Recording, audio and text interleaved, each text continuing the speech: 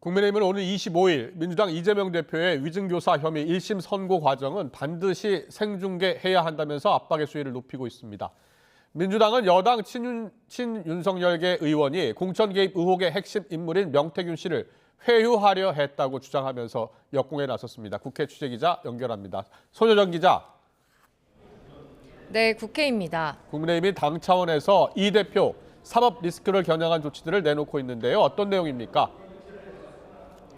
네, 지난주 이재명 대표의 공직선거법 위반 사건 1심 판결 뒤 국민의힘은 이 대표 사법 리스크를 연일 부각하고 있습니다. 여당은 이 대표의 남은 상급심도 빠르게 진행돼 판결이 확정돼야 한다고 강조했는데요. 7명 규모로 재판 지연 방지 특별팀을 당내에 꾸리고 이 대표 재판 항소심이 지연되지 않도록 감시하겠다는 계획입니다. 오는 25일 이 대표의 위증교사 혐의 재판 선고를 생중계해야 한다는 주장도 거듭 꺼내들었습니다. 당 법률자문위원장인 주진우 의원은 이 대표 재판을 진행하는 서울중앙지방법원에 선고 생중계 요청 의견서를 제출했습니다. 이 대표가 지난주 선고 결과도 인정하지 않고 있다며 선고 과정을 국민에게 실시간으로 전하는 게 사법정의 차원에서도 바람직하다는 겁니다.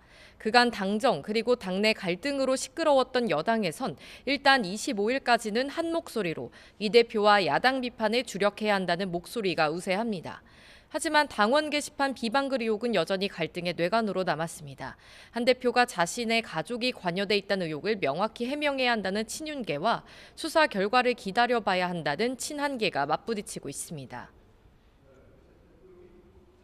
수사기관 통해서 밝혀지면 이거 대한민국에 발붙이고 살기 어려울 정도로 부끄러운 일이 됩니다. 그러니까 하루라도 빨리 가족이 했는지 오늘이라도 집에 가서 물어보면 되잖아요.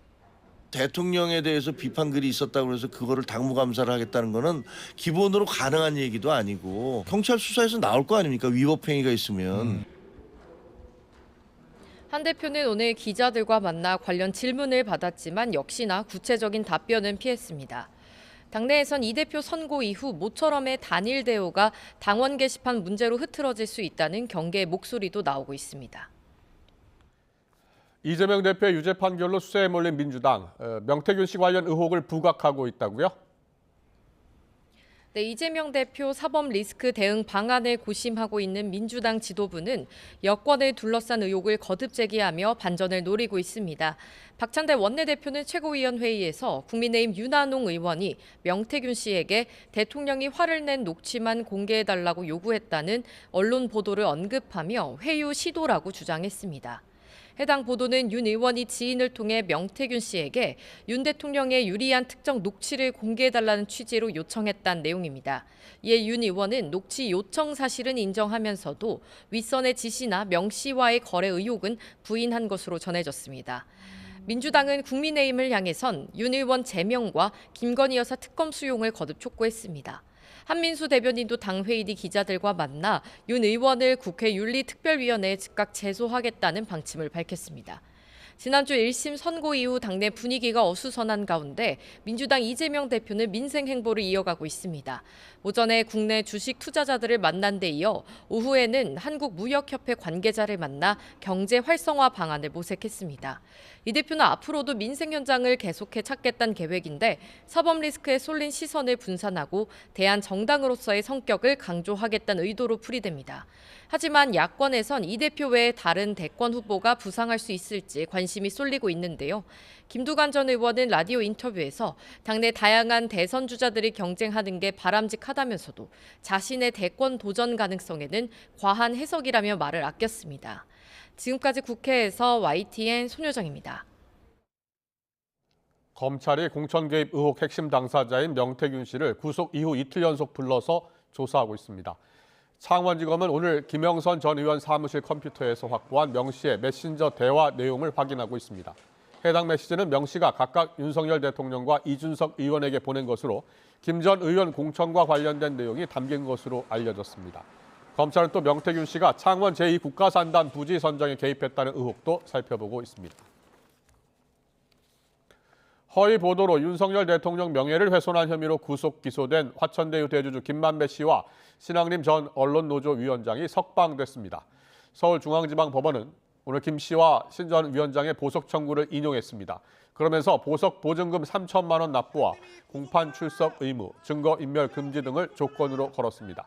또 사건 관계자들과 만나거나 연락하는 행위를 금지하고 사건 관계자들로부터 연락이 올 경우 그 사실과 경위, 내용에 대해 재판부에 즉시 고지토록 했습니다. 국가정보원은 북한이 러시아에 병력을 파병한 이후 170mm 자주포와 240mm 방사포 등 군수물자를 추가로 수출하고 있다고 밝혔습니다. 북한군 일부가 최전선 전투에 참여한 만큼 일부 사상자가 발생할 수 있지만 상충하는 정보가 많아서 규모를 파악하고 있다고 전했습니다. 김문경 기자의 보도입니다. 북한은 지난 2월 유도 기능을 갖춘 240mm 신형 방사포 시험 사격을 실시했습니다. 지난 5월과 8월에도 시험 사격에 나섰는데 러시아 수출을 염두에 뒀던 것으로 나타났습니다. 국정원은 북한이 170mm 자주포와 240mm 방사포 등을 추가로 수출한 사실을 확인했다고 밝혔습니다. 이를 위해 별도의 운용 병력도 파견됐을 가능성이 크다고 분석했는데 북한의 시험 사격이 내부 배치와 함께 러시아 수출을 위한 목적도 있었던 것이 확인된 셈입니다. 170mm 자주포와 240mm 방사포 등 장사정 포까지 추가 수출한 사실이 확인이 되고 있습니다. 국정원은 또 쿠르스크 최전선에 배치된 북한군은 러시아 공수여단과 해병대에 배속됐다며 전투에 참가한 일부는 사상자가 있을 것으로 보면서도 상충하는 정보가 많다며 신중한 입장을 나타냈습니다. 이어 최선희 외무상이 지난달 28일부터 열흘이라는 긴 기간 동안 러시아를 방문해 푸틴 대통령을 만난 것도 예의주시하고 있다고 전했습니다. 단순히 의전적인 내용만이 아니고 상당히 긴밀한 내용에 대한 협의도 있었을 것이다라고 판단하고 있습니다. 이 밖에 러시아가 핵무기 보유국의 지원으로 러시아가 위태로울 정도로 공격을 받을 경우 핵사용 원칙을 개정한 것도 에이탱크스 미사일 사용 승인 등 미국에 대한 경고로 보인다고 전했습니다. 북한이 10만 명까지 파병 가능성이 있다는 젤렌스키 대통령의 발언에 대해서는 러시아가 추가 파병을 요청할 수 있겠지만 지금은 특정할 수 없다고 강조했습니다. YTN 김문경입니다. 우크라이나 주재 미 대사관은 현지 시간으로 20일 대규모 공습이 발생할 수 있다는 구체적인 정보가 있다며 대사관은 폐쇄하고 직원들은 대피한다고 공지했습니다. 우크라이나 수도 키이우에 있는 미 대사관은 이날 홈페이지를 통해서 20일 대규모 공습 가능성이 있다는 구체적인 정보를 받았다고 밝혔습니다. 이어서 안전을 고려해 대사관은 폐쇄되며 대사관 직원들은 대피소에 대기할 것을 지시받았다고 밝혔습니다. 법원이 논술 시험의 효력을 정지하는 가처분 결정에 대해 연세대학교가 제기한 이의 신청을 기각했습니다.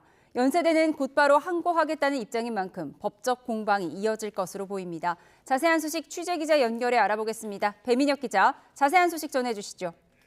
네, 서울 서부지방법원은 오늘 논술 시험의 후속 절차를 중지하라는 가처분에 불복해 연세대학교가 제기한 이의 신청을 기각했습니다.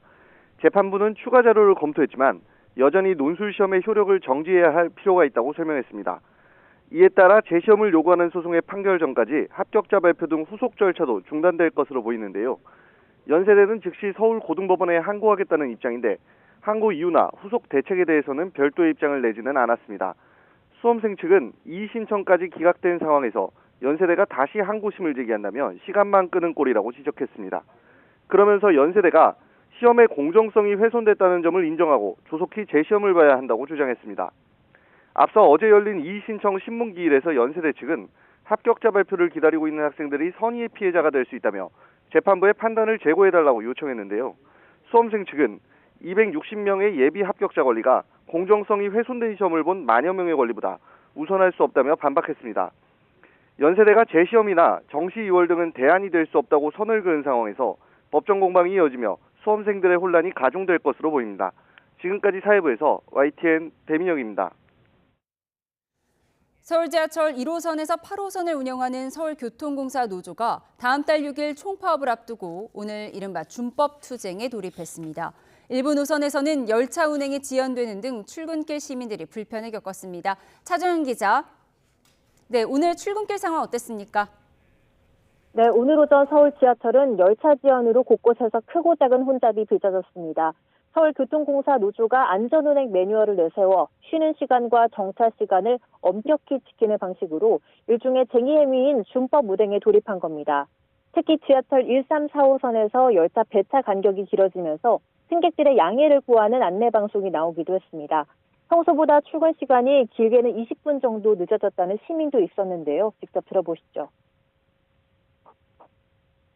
저 지행역에서 출발했는데 열차도 조금 늦게 오고 20분 정도 늦어졌던 것 같아요. 한국철도공사는 오늘 오전 9시 기준 수도권 전철 1, 3, 4호선과 수인 분당선, 경의 중앙선 등을 운행하는 수도권 전동열차 470대 가운데 20분 이상 지연된 열차는 모두 23대라고 밝혔습니다. 특히 지하철 1, 3, 4호선은 서울교통공사가 앞서 준법 투쟁을 벌이고 있는 철도노조와 함께 운영하는 노선입니다. 철도노조 태업으로 열차가 지연되는 상황에 서울교통공사 노조까지 가세하며 혼잡도가 높아진 것으로 보입니다. 네, 노조가 다음 달 6일 총파업을 예고하면서 수도권 지하철 대란 우려가 커지고 있는데요. 쟁점이 뭔가요? 네, 서울교통공사 노조는 구조조정 철회와 임금 인상을 요구하고 있습니다. 노조는 어제 기자회견에서 서울시와 공사가 지나친 구조조정을 강요해 1인 승무원제 도입이 거론되는 등 노동자와 승객들의 안전이 위협받고 있다고 말했습니다. 또 임금 인상률은 4년째 정부 지침을 준수하지 못할 상황이라고 비판했습니다. 노조는 준법 투쟁을 통해 압박 수위를 높이고 합상이 끝내 결렬되면 다음 달 6일 총파업에 돌입한다는 예고입니다. 제3노조인 올바른 노조도 오늘 오전 10시 시청 앞에서 파업 출정식을 열고 내일부터 나흘간 파업 찬반 투표를 진행한다고 밝혔고요. 또 제2노조 역시 파업 수순을 밟고 있습니다. 쟁점과 관련해 서울교통공사 측은 구조조정은 매점 직원이나 이발사 등 필수 업무와 관련이 없는 직종이 대상이고 안전과 관련된 인력 증원 규모는 서울시와 협의하고 있다고 설명했습니다. 임금 인상은 열악한 재정 상황을 고려해 2.5% 안쪽에서 협의하자는 입장입니다. 지금까지 서울시청에서 YTN 차종훈입니다. 서울경찰청은 오늘 민주노총과 전국농민총연맹이 주최하는 집회로 도심권 일부 도로가 통제됐다고 밝혔습니다. 주최 측은 낮 1시 반부터 숭례문과 광화문 등에서 사전 집회를 열고 본 집회 장소인 세종대로까지 사전 행진을 진행하고 있습니다. 또 오후 3시 본 집회 이후 4시부터는 서울역을 거쳐 남영교차로까지 다시 행진을 이어갑니다. 경찰은 가변 차로를 운영해 교통소통을 최대한 유지하고 집회와 행진 구간 주변에 교통경찰 170여 명을 배치해 차량 우회 등 교통관리를 할 계획입니다. 자격 요건이 안 되는 사람들이 교묘한 수법으로 아파트를 청약받는 사례들이 계속되고 있습니다. 올해 상반기에 적발된 건만 127건인데 수법도 다양합니다. 취재기자 연결해 보겠습니다. 김기봉 기자, 이번에 적발된 부정청약 건들은 언제, 어떻게 드러난 건가요? 네, 이번에 적발된 사례들은 지난해 하반기에 분양된 아파트 단지를 대상으로 했습니다. 부정청약에 의심되는 40개 단지 2만 3천여 가구를 대상으로 국토부가 올해 상반기에 조사한 결과 127건이 적발됐는데요. 아무래도 위장 전입 유형이 107건으로 가장 많았는데 해당 지역 거주자나 무주택 세대 구성원 청약 자격을 얻기 위한 겁니다. 실제로는 살지 않으면서 해당 지역의 주택이나 공장, 심지어 비닐하우스 등으로 전입 신고를 한 경우입니다. 이와 함께 브로커가 탈북자에게 돈을 주고 그 신원을 사서 대리 청약과 대리 계약을 한 사례도 한 건 적발되었습니다. 북한 이탈 주민 특별 공급을 노린 수법입니다. 또 무주택 세대 구성원에게만 주어지는 특별 공급 청약 자격을 갖추기 위해 배우자와 허위로 이혼한 뒤에 청약을 하는 부정 청약도 3건 발견됐습니다. 상대적으로 인기가 없는 저층 당첨자와 짜고 부정 청약을 한 사례도 있었는데요. 부적격 또는 계약 포기로 생겨난 로얄층 주택에 대해 당첨자 계약 기간 중에 저층 당첨자로부터 계약금을 미리 받고 해당 주택을 뒤로 빼돌린 채 무순위 청약을 시행한 뒤에 선착순 공급을 한 것처럼 계약을 체결한 경우입니다. 또 실제로는 가정을 꾸리고 살면서도 혼인신고를 하지 않은 채 한부모 가족 특별공급주택에 청약한 경우도 나왔습니다. 이 경우는 부정청약은 아니지만 당첨은 당연히 취소됐습니다. 국토부는 부정청약이 적발되면 청약 제한은 물론 3년 이하 징역이나 3천만 원 이하 벌금에 형사처벌을 받는다고 강조하며 특히 수도권 부장단지에 대해서는 전수조사를 실시하고 있다고 밝혔습니다. 지금까지 YTN 김기봉입니다.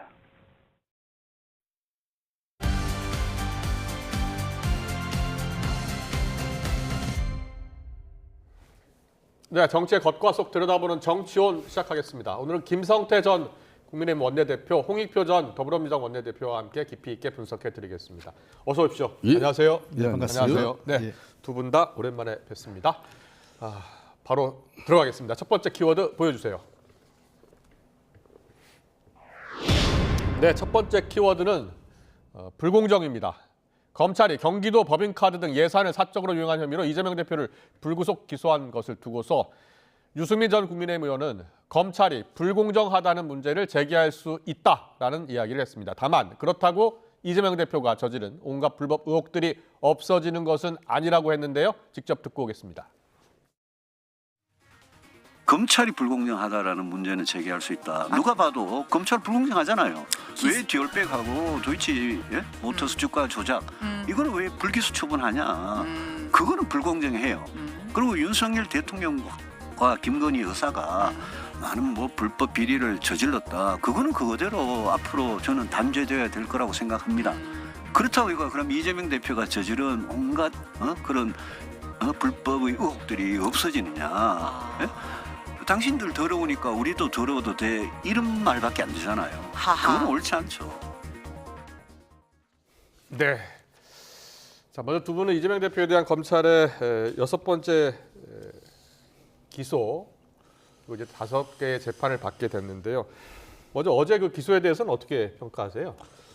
아무래도 참 이재명 대표 입장에서는 이게 설상가상 점입 가경 첩첩산중이에요. 지금 이제 총 재판을 이제 지난주 있었던 공직선거법 1심 결과도 이제 분명히 항소할 것이고 그래 되면은 6개죠 실질적으로. 네.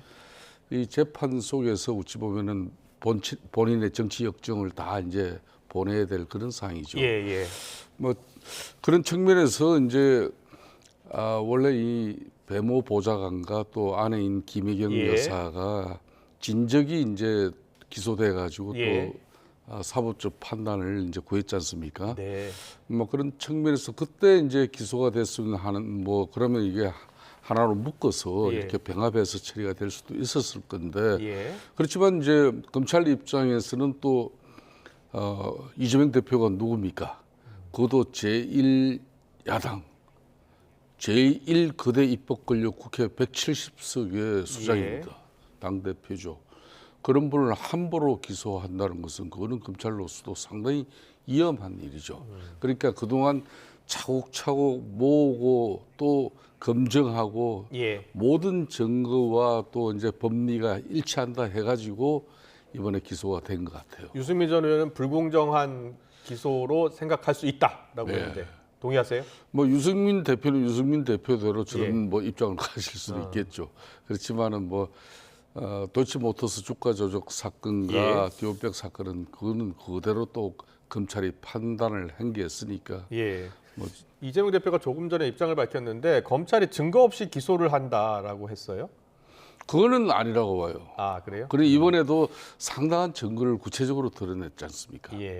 차량 문제부터 해가지고 뭐 결론은 본인의 개인 가정사에 비롯된 여러 가지 생활 비용을 그걸로 충당했다는 1억 여원 그거 아주 구체적인 유용한 혐의로 기소를 했고요. 차량을 비롯해서 법인카드 그리고 예산을 유용한 혐의로 기소를 한 겁니다. 알겠습니다. 홍익표 원내대표께서는 어떻게 보셨어요? 전체적으로 지금 유승민 의원도 말씀을 하셨고 또 여러분들이 말씀하신 걸 좀 종합해 보면 첫 번째는 일단은 그 별건 수사가 연이어 이어지는 일종의 기우제식 수사. 그러니까 나올 때까지 계속 수사한다. 뭐든. 그러니까 사실 처음에는 대장동, 백현동, 성남 FC 이렇게 시작했다가 돌고 돌아서 이제는 선거법하고 위증교사 문제를 지금 왔거든요. 근데 법인카드 문제까지. 그래서 이거는 그야말로 이렇게 전방위적으로 어떤 특정인 한 명을 놓고 이런 식으로 그 전방위적 수사, 탈탈털기식 수사는 전례가 없는 일이다라는 거고요. 근데 두 번째는 아까 유승민 대표 얘기하신 것처럼 차별성, 그러니까 그 형평성의 문제는 당연히 있는 거죠. 형평성의 문제가 있다. 예컨대 도이치모터스 건이라든지 또는 이번에 디올백 문제 그 외에도 윤석열 대통령과 관련된 여러 가지 문제에 대해서는 검찰이 무조건 불기소하거나 아예 수사 자체를 하지 않는 그런 게 있기 때문에 형평성 문제가 있고 마지막 세 번째는 무리한 기소라는 거는 그 증거가 지금 이재명 대표가 얘기한 것처럼 이번에 그 법인카드 문제 같은 경우도 확실한 증거, 그러니까 즉 이재명 대표가 실제로 법인카드를 유용을 지시를 했는지 그걸 인지하고 있는지에 대해서는 확실한 증거를 갖고 있지는 않아요. 그렇게 직원들이 무리하게 사용했고 이것은 이재명 대표가 지시했을 거라는 추론하에 지금 기소를 한 거거든요. 그렇기 때문에 여러 가지 법리상으로도 문제가 있다 이렇게 봅니다. 이재명 대표 검찰의 공소사실 요지를 보면 관용차 사용, 그리고 법인카드, 과일 샌드위치, 세탁비 이렇게 해서 1억 600만 원을 유용한 혐의로 기소를 했습니다. 박찬대 원내대표는 광기 어린 정치 보복이라는 표현을 썼고요. 김민석 최고위원은 서초동 양아치, 김병주 최고위원은 망나니 칼춤 이런 표현을 쓰면서 강도 높게 검찰을 비판했습니다. 김성태 대표께서는 어떻게 들으셨어요? 지금 이제 공직선거법 1심 선고 판결로 인해 가지고 사실상 이재명 대표의 정치적 타격에 엄청난 지금 현재 큰 변곡점이 만들어지지 않습니까? 지금 제가 볼 때는 저는 가끔 뭐 시간 나는 대로 대한민국 헌정사를 저로 많이 좀 뒤다보고 공부도 합니다만은 그래도 이제 민주당 그러면은 대한민국의 제1야당으로서 대한민국 헌정사의 중심이었습니다. 과거에 뭐 DJ나 YS 이런 분들의 민주당을 이끄는 그런 지도 체제보다도 더 완벽하게 공고한 지금 현재 1인 지도 체제. 이재명 대표의 리더십은 정말 뭐 상대 입장에서 봐도 저는 정말 대단한 리더십이다. 뭐 그런 측면에서 이제 이분이 지금 현재 특히 당 지도부 수석 최고위원부터 최고위원 전원이 뭐 흔히 말하는 친명을 자처하고 친명의 입장을 이재명 대표의 수족이 되지 않았다면은 지도부에 들어가지도 못하는 상황이에요. 뭐 그런 분들 입장에서는 지금 현재 지난주 공직선거법 그 결정에 정말 자신들이 그냥 징역 1년의 집행유예 2년 선고 거의 멘붕 상태인데 어제 또 이런 기소까지 하니까 정말 이거는 뭐 이분들 입장에서는 해도 너무한다는 게 이제 입장이고 그런 측면에서 이제 입에 담아내지 못할 뭐 어떻게 보면 정치인으로 표현할 수 있는 그런 뭐 의구사는 다 하는 거죠. 아주 격한 분위기입니다. 그동안은 처음 1심 선고가 난 다음에는 정치 재판이라면서 재판부를 공격하는 표현을 많이 썼는데 최근에는 재판부 공격은 자제하고요. 검찰을 강력히 비판하는 그런 내용입니다. 일단은 뭐 한국 사회에서 사법부의 판단을 일정 부분 존중해야 될 부분이 있고요. 다만 사법부를 존중한다고 해서 사법부의 결정에 대해서 비판을 못하는 건 아닙니다. 다만 우리가 그 한국의 법상 사법부의 결정을 뒤집을 수 없다라는 거죠. 근데 저는 그래서 이번에 좀 문제가 되는 게 있어요. 공직선거법에 가장 문제가 된 게 백현동 건 아니겠습니까? 사실상은 초기에는 김문기 씨를 고 김문기 씨를 아느냐 모르냐가 있는데 그건 무죄가 나왔고 의외로 제가 보기에는 중형이 선고된 가장 큰 이유가 백현동 건에 대한 허위 사실이다 이런 건데요. 그게 국정감사 자리거든요. 국정감사 자리에서 허위 사실 유포한 것 해도 되냐? 물론 그것도 처벌을 받는데 국정감사 자리에서 허위 사실 유포는 통상적으로 국회는 위증죄로 고발을 하고 또 그 허위 사실 유포에 따른 피해를 입은 사람은 허위 사실 유포에 따른 명예훼손 등으로 그 해당자, 해당 기관 또는 해당 인이 고발을 하게 되는 겁니다. 그러니까 그 경우지 선거법, 공직선거법으로 하진 않아요. 이걸 한 단계 뛴 건데 만약 이런 식으로 되면 이렇게 되죠. 예를 들면 내년에 지방선거가 있어요. 통상 그 서울시장과 경기도지사는 매번 국정감사에 출석하고든요. 국토위하고 행안위에. 근데 거기에서 만약에 어떤 발언이 사실과 부합되지 않으면 공직선거법으로 처벌해야 되느냐 하는 문제가 이 새로운 판례가 나오기 시작한 겁니다. 이 문제에 대해서는 저는 그 공직선거법으로 이 국정감사 그 허위 사실을 건 것 자체는 뭐 그게 허위 사실이 아니냐 차치하더라도 공직선거법으로 기소한 건 잘못됐다 판단을 합니다. 그래서 2심 때는 다른 판결이 나올 것으로 보시는 거예요? 그렇습니다. 이거는 예. 고등법원이나 또는 대법원에서 분명히 고법이나 대법원에서 다른 판단을 할 것으로 보입니다. 네, 2심 판결은 어떻게 나올지 모르니까요. 어떻게 들으셨어요? 저는 뭐 우리 홍표 또 대표님께서도 또 뭐 학교에 계시고 하니까 상당히 뭐 법리적인 검토를 많이 하신 분이라고 보고 있습니다만은 대체로 공직선거법 이 위반의 이 선고 같은 경우는 뭐 아주 큰 중형이에요. 이렇게 보통 벌금형에서 뭐 저희들도 벌금형이 보통 300에서 한 500 나오면은 이건 항소심에서 털고 가지 못할 이게 상당히 큰 금액이 되는 거고 300 이하는 보통 200 정도 되는 이거는 항소심에서 털고 갈 수 있다. 큰 기대가 되죠. 그런데 그보다 더한 징역형을 선고했단 말입니다.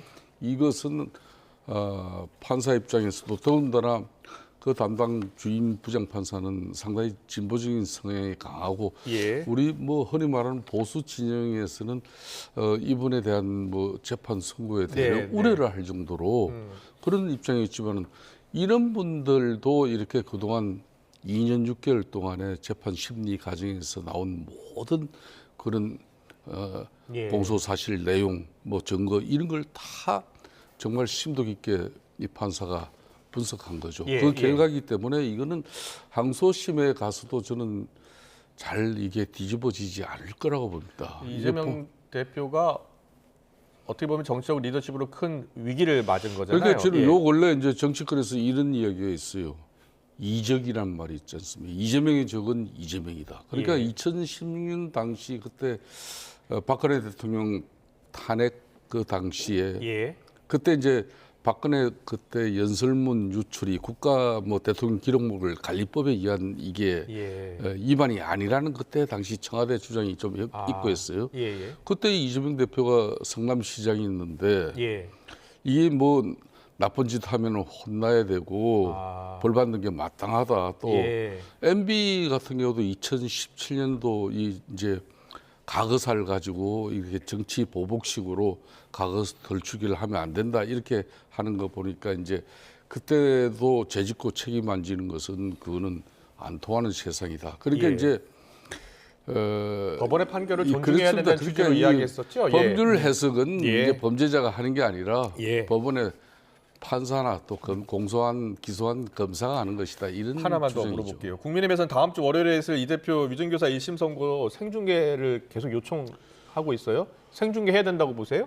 저는 이 부분만은 또 국민의힘 입장에서도 너무 정치적으로 접근해서는 안 된다고 봐요. 사법부의 판단을 존중하고 사법부가 그 재판에 대해서 과거에 물론 이제 뭐 박근혜 전 대통령의 뭐 그런 재판 사실 일부 공개한 부분도 있습니다만은 과거에 그런 사례가 있기 때문에 이번에도 해라 뭐 이렇게 압박하는 것은 이거는 상권 분립의 사법부의 판단마저도 이 정치적인 뭐 어떤 입김이라도 들어가면은 저는 안 된다는 그런 판단에서 그냥 재판부의 판단을 존중해야 된다. 알겠습니다. 여당이 지난 그 공직선거법 1심 선고 때도 생중계를 강하게 요청했었잖아요.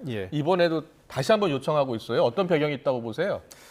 그러니까 저는 이렇게 생각합니다. 뭐 사실은 그 지난 선거법 때 저희가 이렇게 유죄가 나올 거라고 많은 사람이 생각을 안 했습니다. 그래서 뭐 마치 유죄가 나올 거니까 우리가 기피했다 그런 건 아니고요. 김성태 의원님께서도 말씀하신 것처럼 일단은 그 법원의 판단인데 그러니까 당사자 동의 또는 법원이 공익적 판단해서 법원이 해야 되는데 이미 정치권에서 하라 말라 하는 순간 법원이 하기가 굉장히 어려워지는 겁니다. 그러니까 그 순간은 특정 정당의 힘을 손을 들어주는 모양새가 되기 때문에 당사자가 동의하지 쉽지 않은 상황에서 법원이 제가 보기엔 생중계하기 어렵고 그거 자체는 과거에 이례적으로 이명박 대통령과 박근혜 대통령 같은 경우 전직 대통령으로서 그 3심 경우 이례적으로 한 거기 때문에 이번 경우하고는 경우가 맞지 않는다고 생각합니다. 네, 잘 들었습니다. 다음 키워드 계속 이어가겠습니다. 오늘 정치권 이슈가 좀 많습니다. 보여주세요. 네, 김두관 전 의원이네요. 이재명 대표의 1심 판결 이후 민주당 안팎에서 이재명 체제를 대신할 포스트 이재명에 대한 전망이 아주 조심스럽게 나오고 있는데요. 김두관 전 의원은 플랜 B를 논의할 때가 아니다 라면서 복귀 시점은 우연의 일치다 라면서 확대 해석을 경계했습니다. 듣고 오겠습니다. 의원님이 요걸 가지고 중앙정치에 다시 돌아오신 시점이 18일이라고 하면 이재명 대표 1심 선고 이후거든요. 7공화국연은 개헌 문제를 꾸준히 제기를 했고 평소에 이런 생각을 했기 때문에 본격적으로 시작한 게 우연히 그렇게 일치가 돼서 그렇게 해석을 하시는 것 같습니다. 그야말로 새로운 공화국연은 개헌을 통해서 지방선거 동시 시행을 하게 되면 인인하는 것이 더 훨씬 더 현실적으로 바람직하다고 생각을 합니다. 네, 본인이 18일 그러니까 월요일 용산 대통령실 앞에서 1인 시위를 했습니다. 개헌을 요구하고요. 예. 그런 시위가 포스트 이재명을 생각하고 한 게 아니다. 그냥 우연의 일치다. 18일 날 본인이 1인 시위 한 것에 대한 이야기를 했는데요. 대권 도전은 너무 과한 해석이다라는 평가 본인이 입장도 밝혔고요. 그런데 김두관 전 의원이 주장했던 내용이요. 거기에 대해서는 어떻게 생각하세요? 개헌을 논의할 시점이다.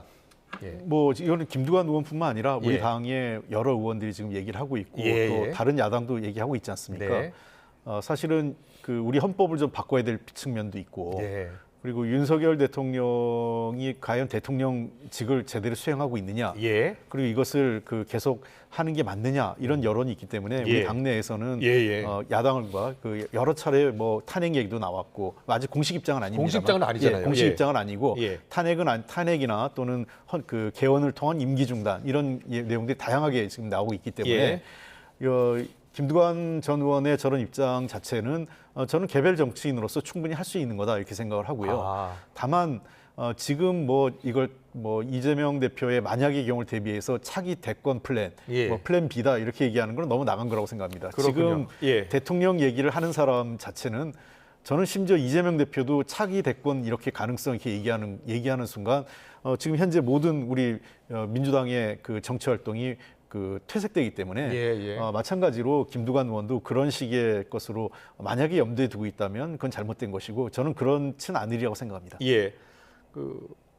윤석열 대통령이 임기를 1년 단축하고 새로운 공화국을 열어야 한다. 그래서 개헌을 해야 한다는 주장이에요. 어떻게 생각하세요? 그렇습니다. 지금 현재 줄기차게 2년 6개월 동안 사실상 윤석열 대통령 정부 2022년 출범과 함께 바로 일각에서는 윤석열 대통령 임기 온전히 못 채운다. 그런 상당히 불행한 이야기를 하고 그동안 윤석열 대통령의 국정을 좀 이 여대야수 이런 정국에서 뒷받침하고 협치를 통해서 이 문제를 풀기보다는 정말 막장까지 갈 때까지 가는 그런 좀 천박한 정치만 지금 남아 있는 거 아니겠습니까? 그런 측면에서 이제 끊임없이 지금도 김건희 여사 특검 문제는 여전히 정치적 문제로서 윤석열 대통령, 윤석열 정부의 국정이 이렇게 모든 정책이 덮이는 그 중심에 이제 김건희 여사 이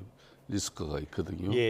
이걸 이제 특검을 하자는 것은 이 특검은 이제 앞으로 대통령과 연결되고 이게 하야 내지는 또 탄핵의 이제 주장으로 이어집니다. 그게 안 되면 이제 정치적 절충, 그러니까 헌정 중단을 우리가 이제 피해가면서 정치적으로 이걸 문제를 풀어보자 하는 게 이제 정치적 절충으로 이제 임기 단축 개헌하자. 그러면 이제 이재명 대표의 이런 사법 리스크도 극복하고 조기 대선을 통해서 대법원 확정 판결 나기 전에 그렇죠. 그렇기 때문에 또 이쪽에서는 또 윤석열 정부는 또 임기 단축 개헌을 통해서 불명예는 또 벗어 던질 수 있다. 그렇기 때문에 이제 주로 민주당 중심의 많은 정치 전문가들이 지금 이 시나리오를 상당히 구체화시키고 있죠. 이런 시나리오가 야권에서 일각에서 계속 제기가 되고 있는 상황인데 전제 조건은 윤석열 대통령이 결단해야 되는 상황이잖아요.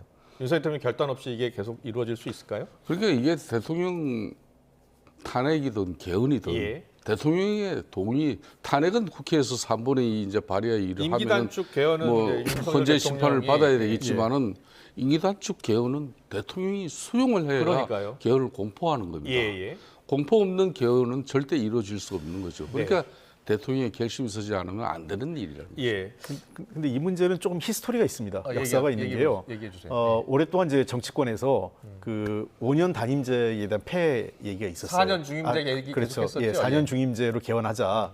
그래서 지난 노무현 대통령이 처음으로 문제 제기를 했었죠. 왜냐하면 2008년도 당시에 국회의원 선거와 대선을 같이 좀 해보는 그런 방식으로 문제 제기를 본인이 스스로 임기를 좀 단축할 생각도 얘기를 했었어요. 그런 얘기도 하셨기 때문에 그래서 현재 우리나라가 큰 선거가 대통령 선거와 지방 선거, 국회의원 선거가 있는데 이거를 매번 그 홀수로 가다 보니까 서로 좀 어떤 때는 같은 해에 치르지만 어떤 때는 연달아 나눠서 그렇습니다. 치르기 때문에 예. 그래서 그 만약에 임기 단축을 1년 하게 되면 지방 선거와 대통령 선거를 같은 시기에 치르고 네. 2년 중간 일종의 정권에 대한 중간 평가식으로 총선을 치르면 좋겠다. 이런 거는 사실은 여야 국회의원들이 정치권에서는 꽤 오랫동안 논의가 됐었던 내용입니다. 그렇군요. 예.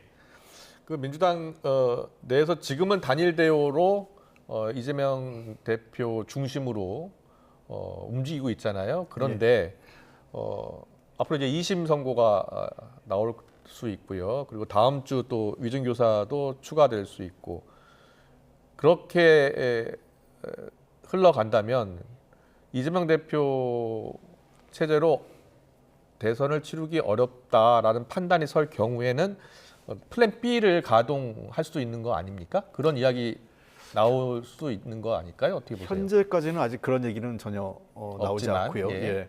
일단은 이재명 대표 중심으로 해서 좀 더 우리가 이런 경우, 그러니까 당이 외부로부터 어떤 위협이 오거나 또는 어려움에 처했을 때는 그 분열하기보다는 좀 더 그 강하게 내부 결속을 통해서 외부로부터 압력을 견뎌내자 이런 기조가 상당 기간 이어질 거로 보고요. 예, 심지어 부총장이 뭐 주명 야동 의원들이 늘어날 것이다. 그러니까 낮에는 친명 행세를 하고 밤에는 동요할 것이다라고 주장을 하고 나서서요. 예. 저는 그 가능성 아직은 높지 않다고 생각하고요. 않다. 예. 그래서 아마 2심 결과가 나오고 저는 만약의 경우 진짜 그런 일이 없어야 되지만 불행한 일이 있다면 그때도 이재명 대표 중심으로 해서 질서 있게 저희가 정리하지 않을까 생각합니다. 그렇군요. 그러니까 지금 현재 민주당의 위기라는 것은 지난주 이제 공직선거법 1심 선고가 그런 징역에 그런 파격적인 판결이 나올 줄 전혀 예측을 못한 거예요. 예, 이게 그대로 확정된다면 피서권도 신전을 박탈당하니까요. 그러니까 이제 이 이재명 대표 체제 민주당 위기는 지금 뭐 청상천하 유아독존 지존 이재명 대표 체제에서 어떠한 플랜 B나 플랜 C 그러니까 당의 어떤 언로가 지금 현재 쉽게 말하면 개방되어 있지 못해요. 어느 정치 권력이든 또 정당이든 뭐 이런 1인 독주 체제가 되고 또 그 사람의 어떤 뜻과 그 사람과 손만 잡으면 되는 그런 구조는 상당히 위험하죠. 그런 측면에서 다양성이 실종돼서 흔히 말하는 다음에 2027년 대선을 이재명 대표의 3줄 리스크 최종 그때 보고 결정해도 늦지 않다 이렇게 판단하시면은 그거는 상당히 민주당 입장에서는 2027년을 너무 안이하게 볼 수도 있는 거죠. 네, 알겠습니다. 뭐 아직 대법원 확정 판결이 난 것이 아니기 때문에요. 잘 들었고요. 다음 키워드 넘어가겠습니다.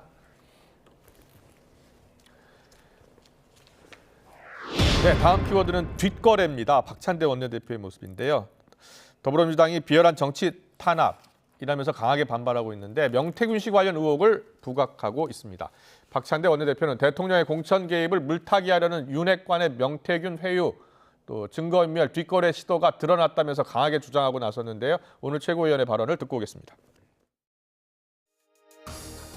대통령의 음성이 공개된 다음 날 윤핵관인 윤한홍 국민의힘 의원이 명태균에게 내 마누라랑 장모와 통화하지 말라고 대통령이 말했다는 통화 녹취를 공개해달라고 요구했다고 합니다.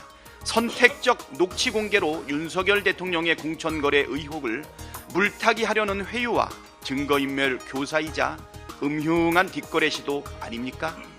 온통 거짓말뿐입니다. 국민의힘은 조작의 힘으로 불리지 않으려면 윤한용 의원을 즉각 징계하고 김건희 특검에 적극 찬성하십시오. 얼마 전에 윤석열 대통령의 육성 녹취가 공개됐고요. 그 이후에 윤한홍 의원이 명태균 씨 측의 이야기를 했다는 겁니다. 그게 회유 아니냐. 그래서 이제 윤리위에 제소한다는 거예요. 네. 어쨌든 지금 그 여러 가지 의혹이나 그 사건의 중심 인물 아니겠습니까, 명태균 씨가. 근데 여권의 주요 인사가 접촉을 해서 그 이걸 해달라는 것 자체가 매우 부적절한 거래라고 생각을 합니다. 특히나 그 지금 명태균 씨의 사실 입에 의존해서 수사가 진행되고 있는데 그거를 선택적으로 다 공개하라는 것도 아니고 이거를 공개해달라 이렇게 구체적으로 딱 집어서 하는 것은 제가 보기에는 상당히 그 의혹을 제기할 수 있고 사실 이 문제가 자칫 잘못하면 이 검찰에게도 가이드라인 제시하는 일종의 그게 될 수 있는 거예요. 그렇기 때문에 저는 저건 매우 부적절한 처사였고 특히 윤한홍 의원은 잘 아시는 것처럼 어쨌든 초기에 지역사회에서부터 명태균 씨하고 오랫동안 인연이 있는 것으로 알려지고 있지 않습니까? 그런 측면에서 더더욱 부적절한 거래였다고 저는 생각을 합니다. 네. 그 지금 뭐 보도로 지금 확인이 되고 전해지고 있어요. 사실 이제 명태균 씨가 윤한홍 의원이 이제 창원 지역에서 과거에 이제 오래전에 이제 잘 알고 있는 그런 사이였지만 그렇군요.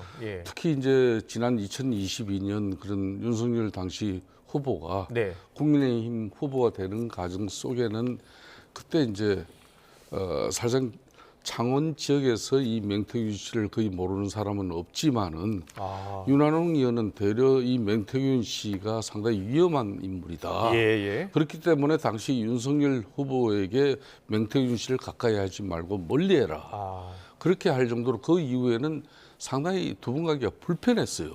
그런 불편한 관계의 두 사람인데 더군다나 명태균 의원이 과거에 뭐 윤석열 대통령 그리고 김건희 여사의 그 뭐 통화 내용 그런 친분 관계를 지금 막 다 폭로하고 또 때로는 공갈 협박까지도 치는 마당인데 그런 명태균에게 윤한홍 의원이 이게 직접 요구를 해가지고 대통령 부인과 또 장모와 통하지 말라고 뭐 이런 강력하게 한 이야기를 갖다 명태균 씨가 그 녹취를 공개해라. 그걸 어떻게 본인 당사자 이야기했겠습니까? 이거는 우회적으로 뭔가 좀 민주당에게 어떤 형태로 저게 전달되었는지는 모르지만 상당히 윤한홍 의원 이분은 상당히 그 청와대 경험도 많고 또 행정부 경험도 있고 하기 때문에 상당히 조심성이 많은 양반이에요.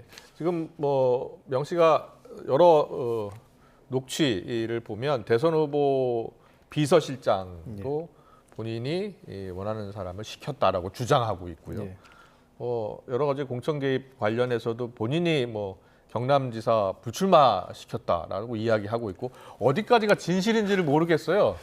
지금 뭐 검찰이 수사를 하고 있습니다만.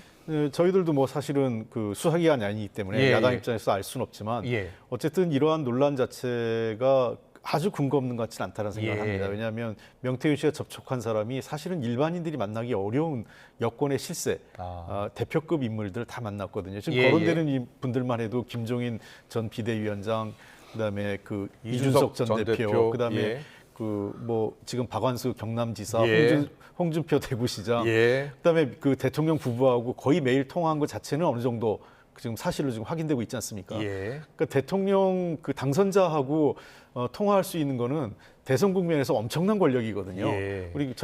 저도 대선 캠프에서 있지만 대선 후보 얼굴 한번 보는 것이 이 엄청난 그 기회고 대선 후보를 그 어떤 일반인들에게 대선 후보를 연결시켜주고 말을 건넬 수 있는 거는 이 캠프에선 제일 큰 권력이 됩니다.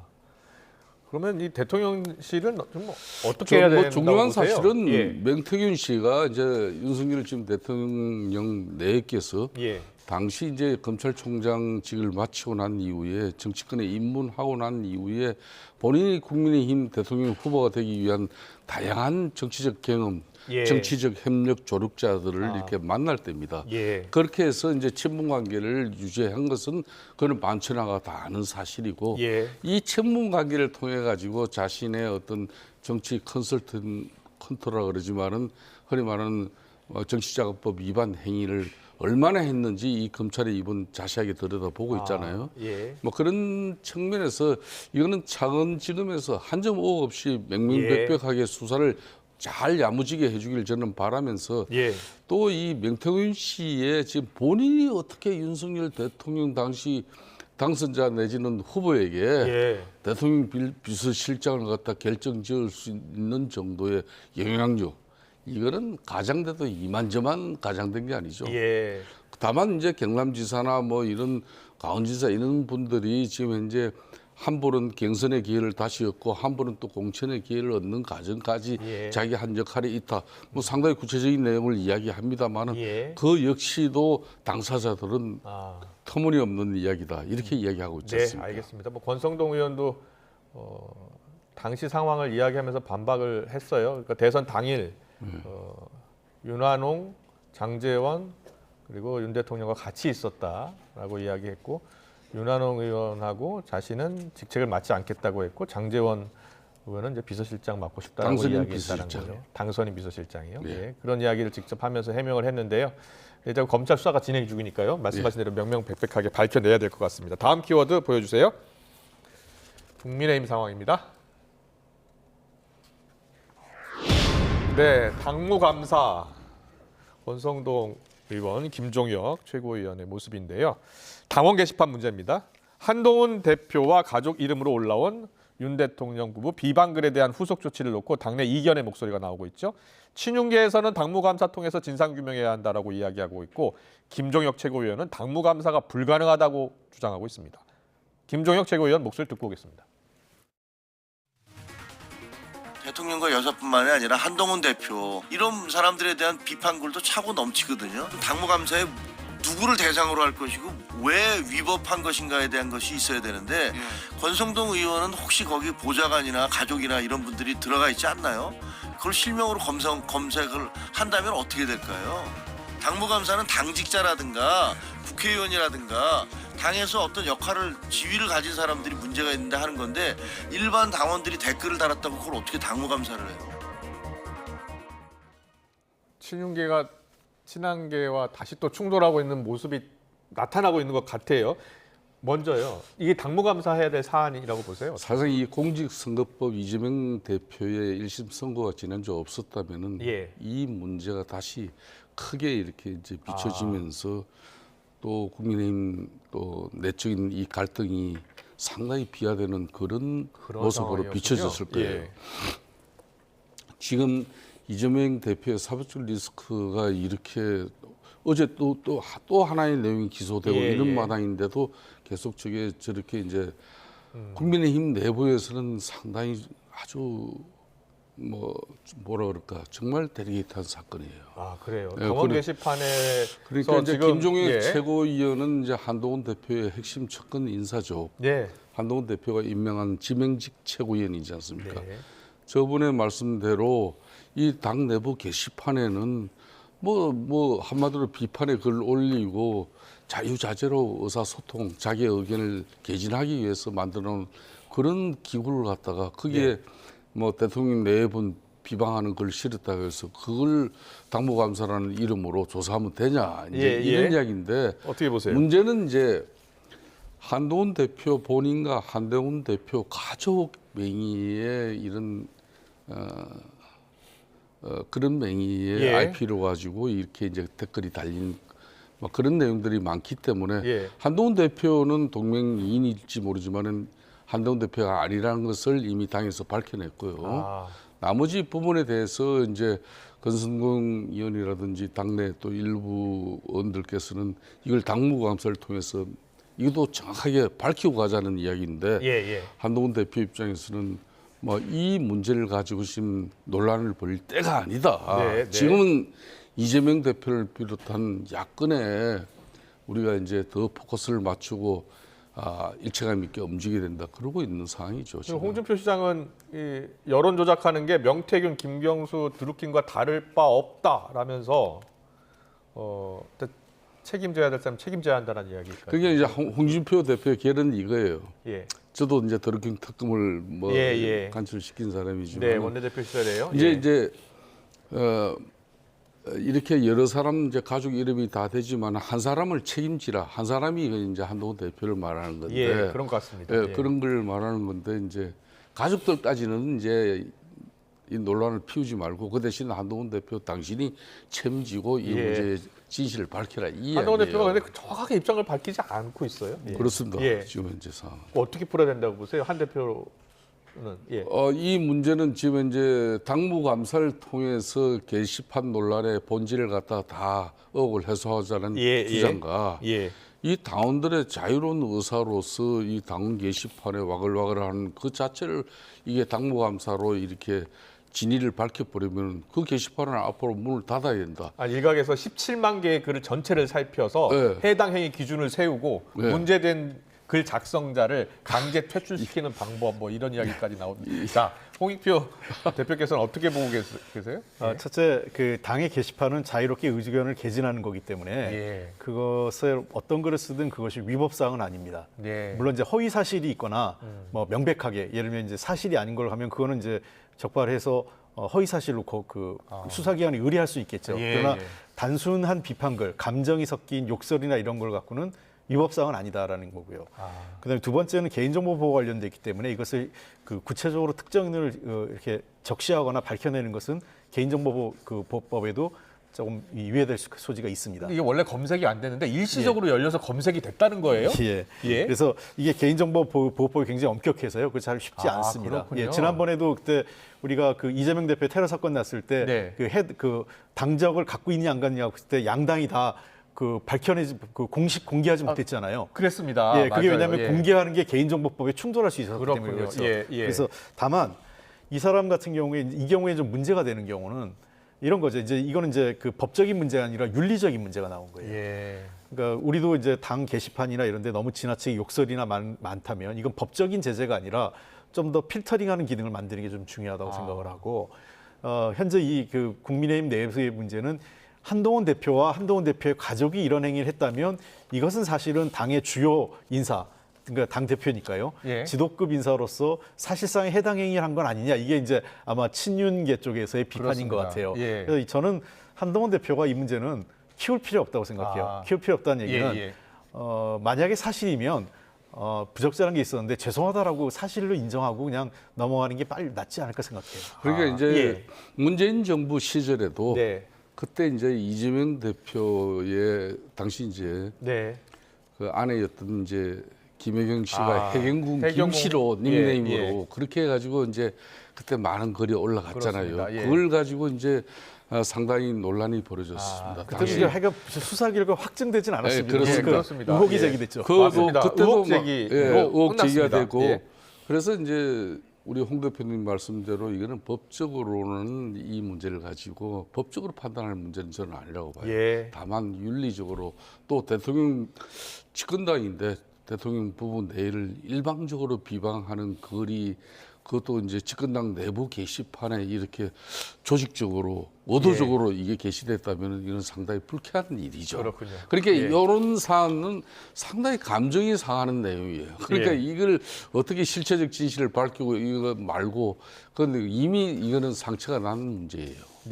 그래서 상처 잘 봉합될 것 같습니까? 그래서 이 문제는 뭐 저는 좀 전에 홍 대표님은 거의 정답을 말한 거예요. 법적으로 판단이보다는 이 부분은 당 지도부 입장에서 특히 한동훈 대표가 직접 가족들과 인간된 문제라면은 그 실체적 내용이 많이 있다면은 거기에 따른 분명히 응분의 그런 도의적 책임을 가지고 사과 내지는 또 당원들에게 또 이렇게 양해를 구하는 그런 입장은 있습니다. 만약 사실이라도 대표직을 물러날 정도의 일은 아니라고 봅니다. 다만 사실이라면 인정하고 사과하는 게 이 문제를 더 키우지 않는 거죠. 네, 두 분께서 같은 답을 주셨네요. 잘 들었습니다.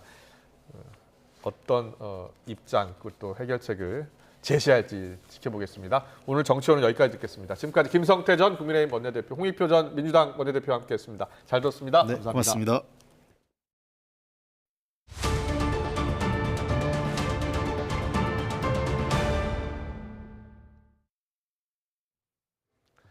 일제강점기 한국인들이 강제 동원됐던 일본의 사도광산 희생자 추도식이 오늘 24일 개최됩니다. 우리 정부는 일본 측의 고위급 정부 대표 참석을 계속해서 요구하고 있지만 일본 정부가 추도식을 며칠 앞둔 지금까지도 답을 내놓지 않고 있습니다. 홍선기 기자의 보도입니다.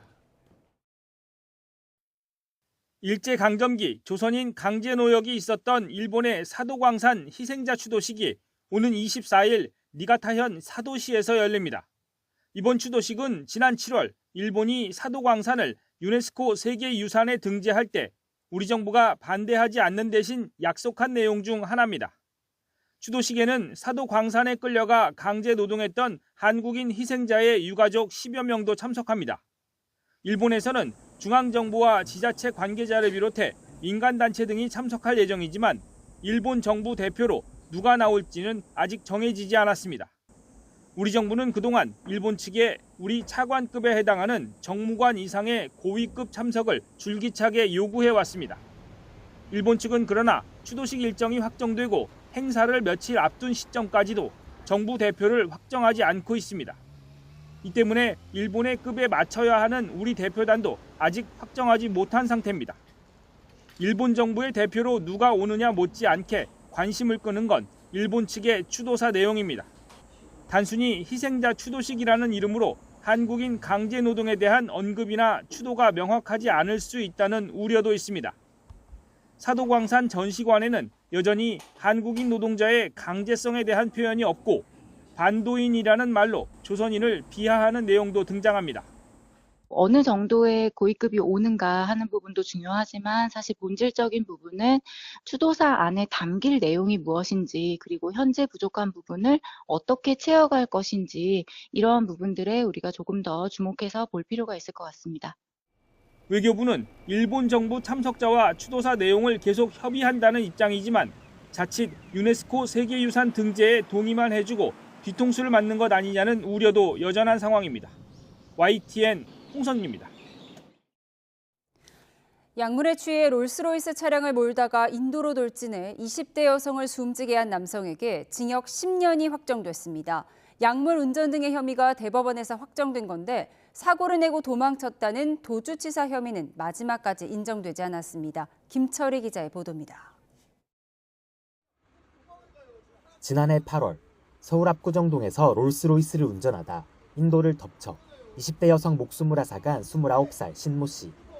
신 씨는 사고 직전 근처 성형외과에서 피부과 시술을 명목으로 향정신성 의약품을 투여받고 사고를 냈는데 제대로 된 반성의 기색을 보이지 않아 큰 공분을 불러일으켰습니다.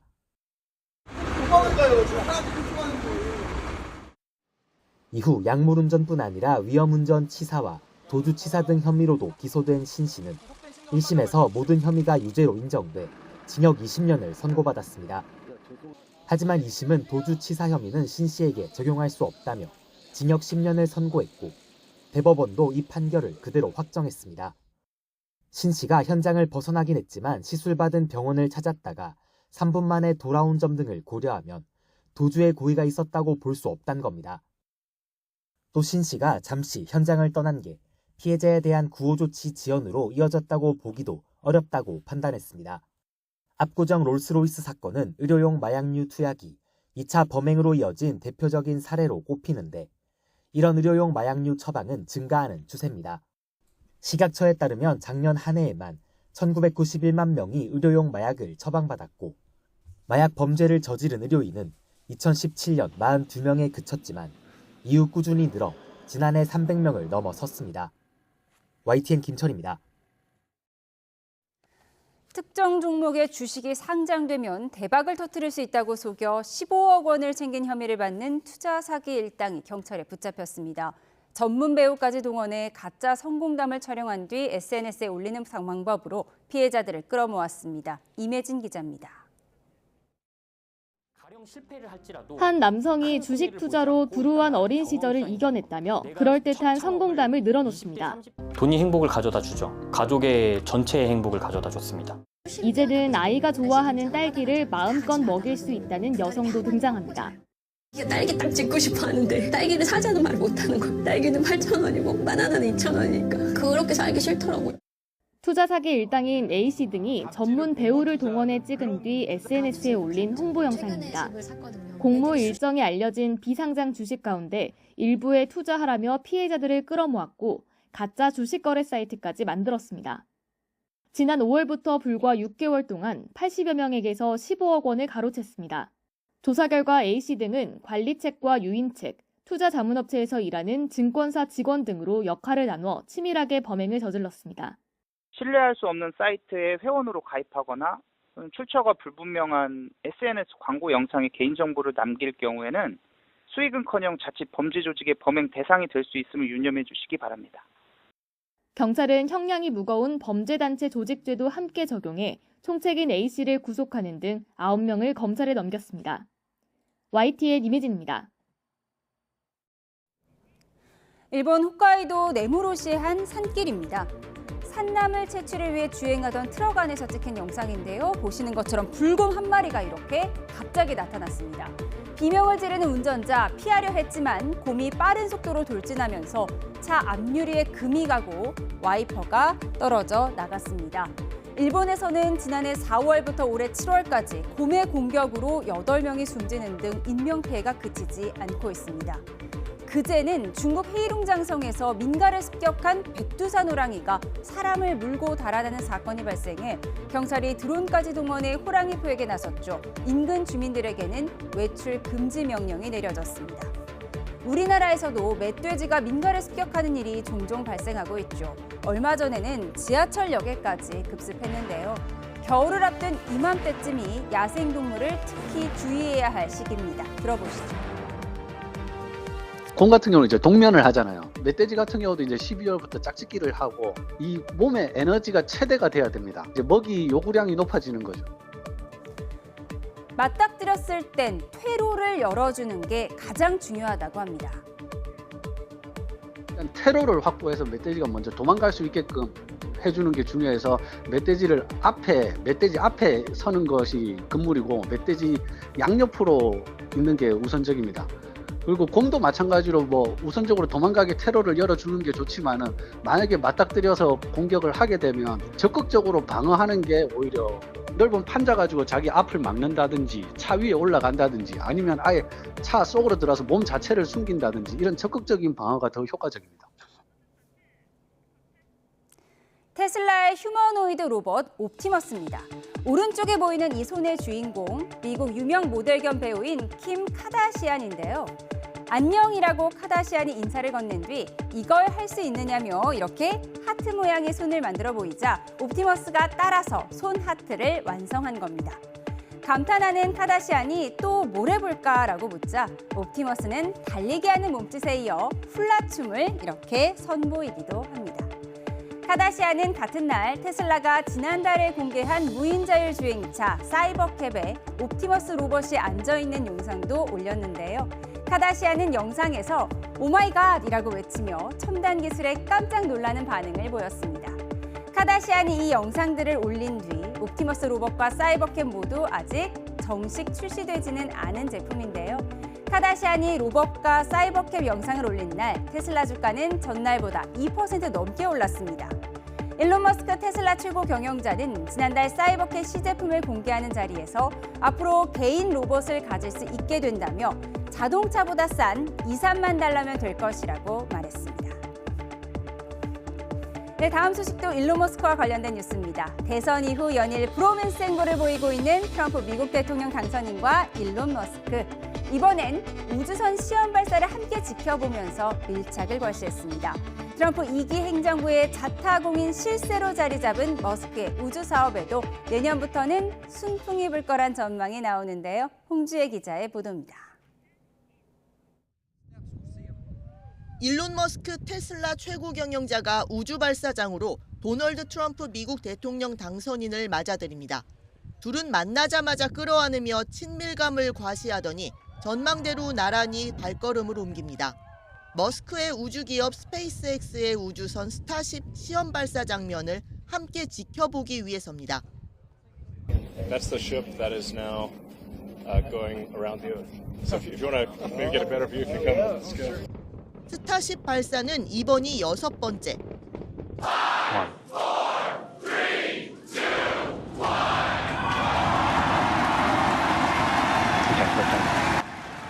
대통령 당선인까지 참관한 가운데 진행됐지만 결과는 절반의 성공이었습니다. 지난달 5차 발사 땐 이뤄냈던 로켓팔로 1단 추진체 잡기가 실패한 겁니다. 발사대로 돌아가지 못한 추진체는 대신 멕시코만 바다로 떨어졌습니다. 다만 2단부 스타쉽은 지구 저궤도 비행을 마친 뒤 폭발 없이 인도양 해상에 낙하했습니다. 머스크가 차기 행정부의 실세로 꼽히는 만큼 스페이스X가 발사 허가를 받는 게 내년부터 더 쉬워질 거란 전망이 나옵니다. 이에 따라 스타쉽의 우주 비행사를 태워 달에 보내고 더 나아가 화성에 착륙한다는 머스크의 야심도 큰 탄력을 받을 것으로 보입니다. YTN 홍주혜입니다.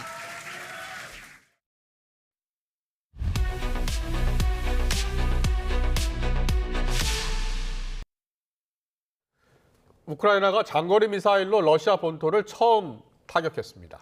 미국이 만든 에이테킴스라는 미사일을 쐈는데요. 러시아는 발끈하며 바로 핵보복 문턱을 낮췄습니다. 긴장감이 높아지는 전쟁 상황, 조한범 통일연구원 석좌연구위원과 자세히 살펴보겠습니다. 어서 오세요. 예, 안녕하세요. 안녕하세요. 네. 자, 북한 질문부터 잠깐 드릴게요. 국정 발표를 보니까 북한이 러시아에 파병만 한 게 아니라 자주포, 방사포도 수출했다고 하던데요. 맞습니까? 이미 이제 보도가 나왔죠. 그러니까 전무기가 뭐냐면 서울 불바다 발언의 주역이에요. 그러니까 170mm 곡선포. 그러니까 1978년에 처음 식별이 됐는데 1989년에 다시 이제 개량을 한 거거든요. 그 사거리가 한 60km 됩니다. 그다음에 이제 240mm 신형 방사포. 올해 김정은이 거기 자주 갔어요. 그랬군요. 그런데 요거는 사거리가 자기들 말로는 67km 나왔다고 그러거든요. 그럼 지금 전장을 지배하는 게 뭐 드론도 나오고 막 그러지만 사실은 포가 제일 중요하거든요. 그러니까 우크라이나는 155mm, 러시아는 152mm를 쓰는데 이 사거리가 한 3에 40이거든요. 근데 지금 60km짜리가 갔거든요. 그러니까 자주포는 50문, 방사포는 20문이라는 게 지금 확인되지 않은 보도거든요. 그렇군요. 갔다 그러면 상당한 러시아에 대한 전력의 보탬이 되죠. 그 파병을 두고 외화벌이다 이런 분석도 많았는데 뭐 같은 맥락으로 봐도 될까요? 외화벌이 차원도 있죠. 있지만 이제 돈은 당연히 주는 거고요. 여러 가지 대가가 가겠죠. 그러니까 러시아는 에너지, 석유, 비료, 식량의 3대 수출품이거든요. 이거 다 줄 수 있죠. 그 다음에 이제 일각에서 얘기 나오는 ICBM, 뭐 핵추진 잠수함, 인공위성 이것도 있지만 사실은 북한 재래식 전력을 현대해 주는 게 제일 우리한테는 우려거든요. 그렇죠. 그건 눈에 안 보이지만 그 기술을 지원해 주면은 우리가 압도하고 있는 재래식 전력 부분 이 부분을 북한이 따라올 수 있거든요. 예를 들면 지난해 9월에 바스토친이 갔을 때 이 김정은 위원장이 가장 오래 있었던 데가 이제 그 수호이 전투기 공장이에요. 우리도 베트남전 파병으로 팬텀 1개 대대를 받아서 막강한 공군력을 형성한 적이 있고 그다음에 M1 소총을 M16으로 바꾼 것도 월남전 파병의 사실 대가였거든요. 그러니까 지금 일각에서 뭐 첨단무기 그러지만 사실은 줄 게 굉장히 많아요. 그렇군요. 북러 밀착이 갈수록 더 강화되는 모습인데 오늘 국정원 발표를 보니까 김정은 위원장이 러시아 또 방문할 것 같다고 하네요.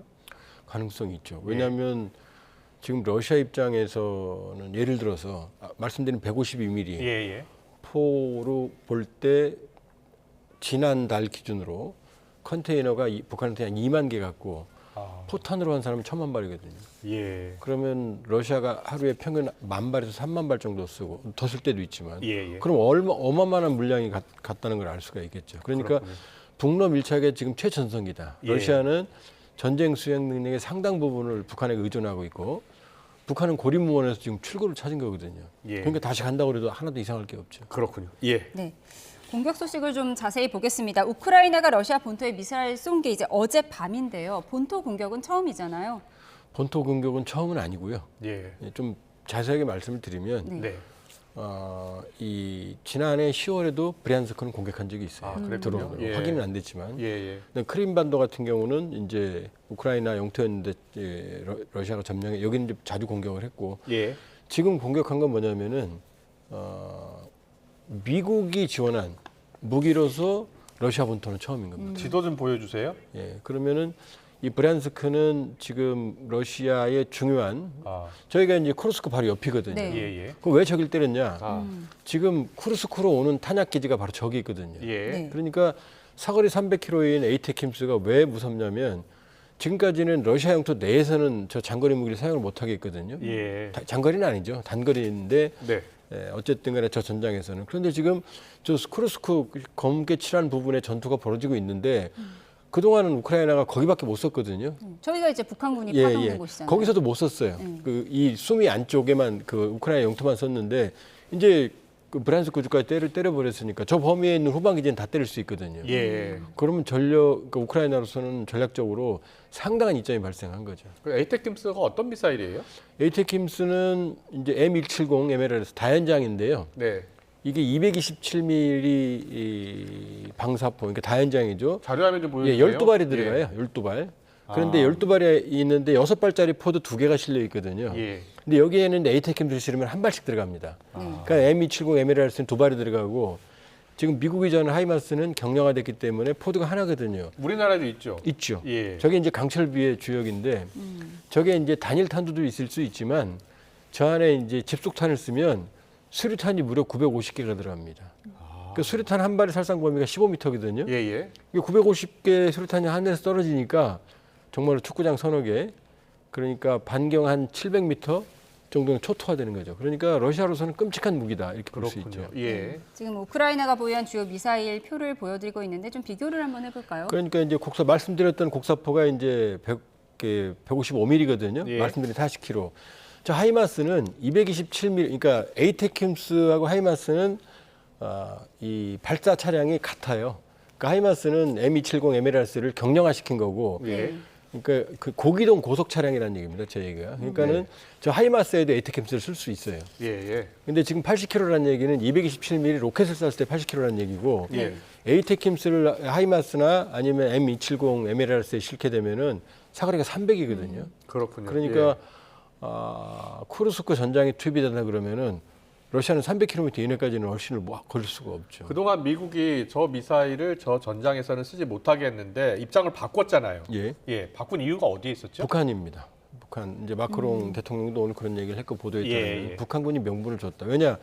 북한군이 들어오면서 전쟁의 균형추가 지금 달라졌거든요. 그 균형추를 맞추기 위해서 이제 에이테킴스를 사용하게 해줬는데 예. 제가 보기에는 일단 북한군 쪽에만 사용하게 했던 것 같은데 제 판단입니다.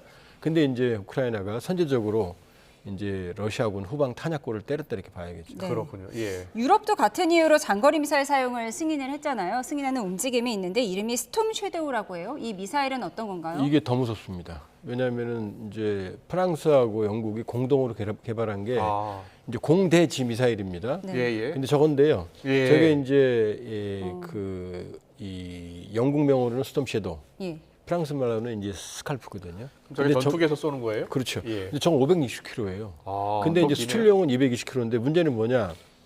지금 쿠르스크 우크라이나 국경에서 모스크바까지 짧은 데는 한 500km밖에 안 되거든요. 네. 그럼 우크라이나 전투기가 러시아 영공에 들어가 버리면 모스크바를 때릴 수 있다는 얘기죠. 그렇군요. 그러니까 예. 에이테킴스보다 더 무서운 게 사실은 저 스톰 섀도우하고 스칼프거든요. 저거면은 사실 모스크바에 있는 주요 목표를 때릴 수 있거든요. 그렇군요. 예. 러시아가 바로 이제 대응에 나섰는데 핵무기 그 사용 범위를 더 넓힌 거예요. 그러니까 문턱을 더 낮춘 거예요. 예.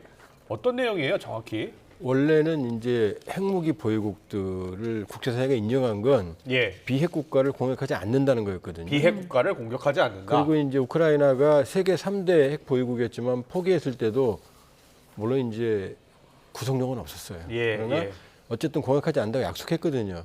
근데 지금 교류를 개정해서 어떻게 했느냐? 핵 보유국이 지원하고 있는 국가도 공격할 수 있다. 지금 나토와 미국이 우크라이나를 지원하니까 이제 우크라이나를 때리겠다 얘기인 거죠. 그러니까 사실은 푸틴으로서는 절박한 상황입니다. 왜냐? 푸틴이 전장에 우세에 있지만 지금 무기의 사거리만 제한해줘도 지금 쪼그라드는 게 지금 러시아의 군사력이거든요. 그러니까 지금 북한군을 끌어들이니까 균형추를 드디어 맞추기 위해서 서방과 미국이 이제 장거리는 아니지만 장거리 공격 허용해 준 거죠. 그러니까 이게 물론 이제 저 에이테킴스나 이런 미사일이 아주 많은 건 아니에요. 제한돼 있어요. 그러나 저게 본격적으로 쓰인다 그러면은 이 전쟁의 양상이 달라질 수가 있고 또 하나는 지금 파병된 폭풍 군단 같은 경우는 기갑 장비가 없거든요. 그러니까 집속탄 같은 게 매우 취약해요. 그러니까 만일에 북한군에게 저게 사용이 된다 그러면은 괴멸적인 타격을 입을 가능성이 있죠. 그렇군요. 3차 대전 가능성까지 언급을 했잖아요.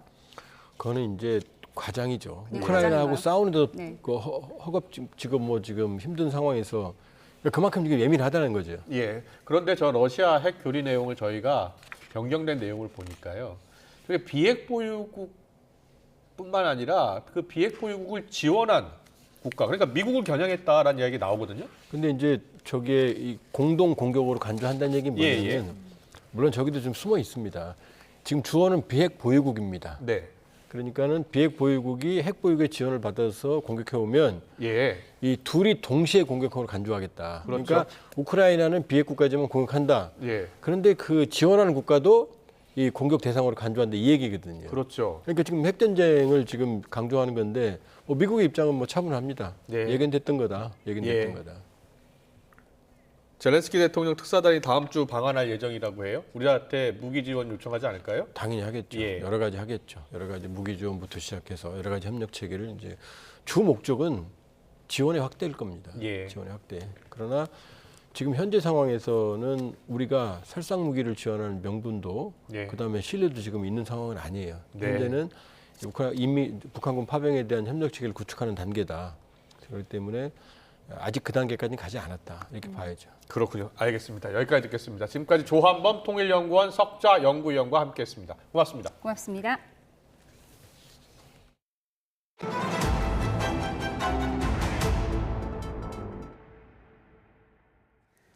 돈만 내면 의료용 마약류인 프로포폴을 중독자들에게 무제한으로 투약하게 해준 의원 관계자들이 무더기로 적발됐습니다.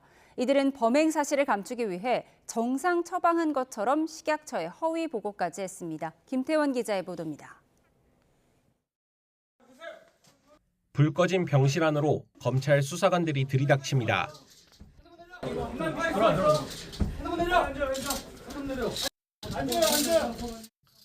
병원 직원을 겹겹이 둘러싸는데 그 주변으론 침대에 누운 채 그대로 얼어붙은 환자들 모습도 보입니다.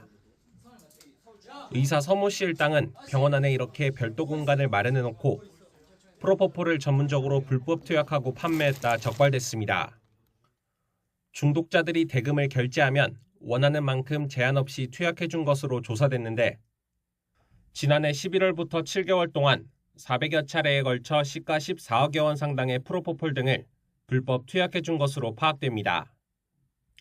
중독자 한 명이 많게는 한 번에 1,800만여 원을 냈고 하루 10시간 넘게 프로포폴을 연속해서 투약하는 경우도 있었습니다.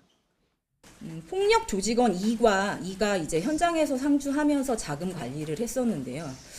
난동을 피울 수도 있기 때문에 현장에서 투약자들, 중독자들을 제압하는 용도로도 서 씨는 무관한 사람에게 마치 의료 목적으로 마약류를 처방해준 것처럼 식약처에 허위로 보고하며 범행을 숨겨왔습니다. 하지만 결국 덜미가 잡히며 서 씨 등 7명이 구속 상태로 중독자 등 24명이 불구속 상태로 각각 기소됐습니다. 검찰은 이번 범행을 처음부터 기획한 총책 윤모 씨의 행방도 추적하고 있습니다. YTN 김태원입니다.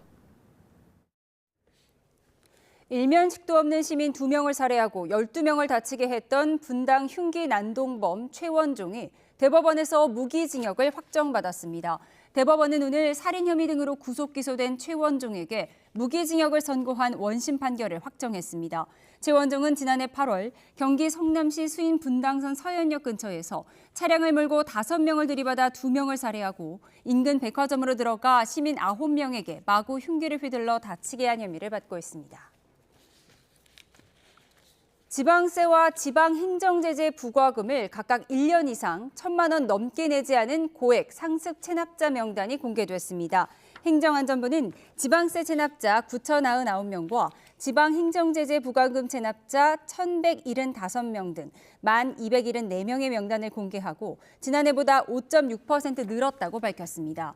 최고액 체납자는 경기 용인에 사는 47살 김모 씨로 지방소득세 106억 5,700만 원을 내지 않은 것으로 나타났습니다.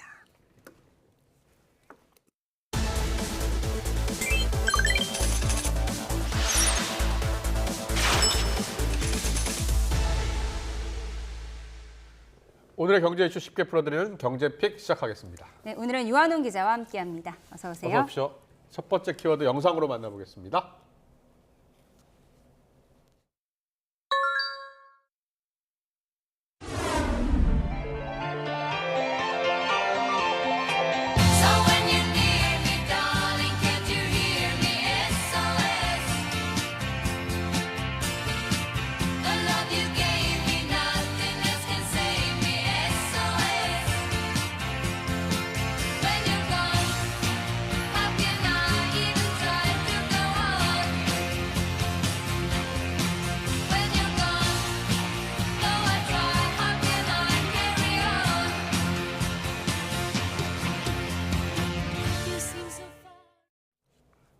오늘도 삼성전자 주가가 떨어졌죠. 그렇습니다. 예. 요새 삼성전자 주가에 관심을 갖는 분들이 많은데요. 예. 혹시 두 분도 삼성전자 주식을 보유하고 계신가요? 아, 저는 없는데. 예. 저는 뭐 얼마 전에 조금 줍줍했습니다. 그러셨군요. 네. 예, 지금 삼성전자 주가가 어제는 0.71% 빠졌고요. 예. 오늘 1.78%가 빠졌습니다. 네. 55,300원으로 장을 마쳤는데요. 지난주 금요일 날 자사주 매입 공시가 있지 않았습니까? 예. 예. 그 이후에 월요일이었죠. 이제 투자 심리가 확 살아나면서 주가가 5.98%까지 급등을 했습니다. 네네. 장중에는 7.5%까지 올랐는데요. 그런데 이제 문제는 다음 날 이제 화요일, 오늘 이틀간 이제 주가가 빠지고 있어서 자사주 매입의 약발이 약해지고 있는 것 아니냐라는 얘기들이 나오고 있습니다. 예. 내일 엔비디아 실적 발표가 있는데요. 공교롭게도 SK 하이닉스 주가도 오늘 오르지는 못했습니다. 어제 종가로 마쳤는데요. 물론 이제 이틀간 삼성전자 주가를 가지고 자사주 매입 효과를 평가하기는 좀 이른 감이 있습니다. 예. 삼성전자는 과거에도요, 주가가 빠졌을 때 이렇게 자사주 매입을 단행을 하기도 했었습니다. 가장 최근에 보면은 2015년과 2017년에 두 번이 있었는데요. 자사주 매입 이후에 1년간의 주가 추이를 보면은 2015년의 경우는 이제 14.29%가 올랐고요. 2017년의 경우는 28.8%가 올랐습니다. 물론 1년간의 저 주가 우상향 흐름이 온전히 자사주 매입 효과로만 볼 수 있느냐 하는 의문은 있습니다. 예. 그렇지만 저런 장기적인 추세를 봤을 때 이번에도 기대를 하는 분들은 있습니다. 그런데 관건은 얼마나 실적이 뒷받침되느냐일 것입니다. 예. 네. 지금 뭐 애타는 개미 투자자들이 많을 텐데 삼성전자가 주가 상승을 위해서 어떤 노력을 해야 할까요? 예, 이제 실적이 나아져야 한다라고 이제 많은 전문가들이 얘기를 하고 있는데요. 가장 기대해야 할 수 있는 것은 좋은 이제 호재가 될 수 있는 것은 엔비디아의 이제 HBM 납품이 될 것 같습니다. 예, 뭐 품질 테스트를 통과했다는 소식이 있기는 했지만 예. 아직 공급이 확정되지는 않았습니다. 또한 삼성전자가 최근 임원 인사를 준비하고 있는데요. 이게 얼마나 시장이 만족할 만한 결과를 내놓을지도 이제 관심사입니다. 전문가의 그 인터뷰를 했는데요. 직접 들어보시겠습니다. 예. 주가가 계속해서 오르기 위해선 무엇보다 실적이거든요. 지금 삼성전자 위기라고 하고 뭐 시스템 문제다. 근데 이런 것들이 아직 해결된 건 아니에요. 단지 지금 자사주 매입만 했고 아직 엔비디아에 공급을 했는지 그것도 아직 알려지지 않았고, 그 다음에 지금 조만간 이제 삼성전자가 인사 발표를 한다고 하는데, 그 인사에서 많은 뭐 임원들이 교체될 수도 있는데, 그게 시장에 좀 만족스러운 결과를 또 가져올지. 예, 이번 조치로 5만 원 이하로 주가가 떨어지는 것은 방어를 했지만, 예. 이제 앞으로 더 올라가느냐 하는 것은 온전히 삼성전자가 얼마나 시장에 그 믿음을 줄 수 있느냐에 달려 있는 문제인 것 같습니다. 그렇군요. 네. 실적이 제일 중요하다는 여기까지 들어봤습니다. 잘 들었습니다. 두 번째 이슈 보겠습니다.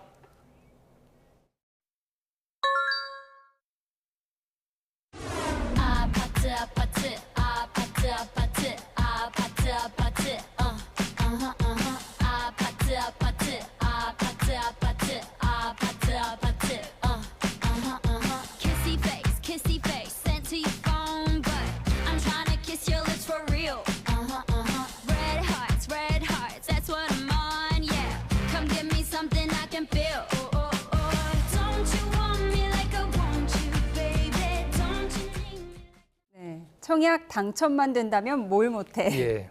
청약 당첨을 위한 꼼수를 말하는 것 같네요. 예, 그렇습니다. 이렇게 이제 꼼수를 쓰다가 국토교통부 조사에 적발된 사례가 127건이 됩니다. 그런데 이제 작년 하반기에 이제 분양 그 단지 가운데 좀 의심스러운 단지를 대상으로 올해 상반기에 조사를 했습니다. 127건 중에서 107건이 위장 전입과 관련된 그런 기기묘묘한 방법들이었는데요. 예. 네. 사례를 직접 보시겠습니다. 네.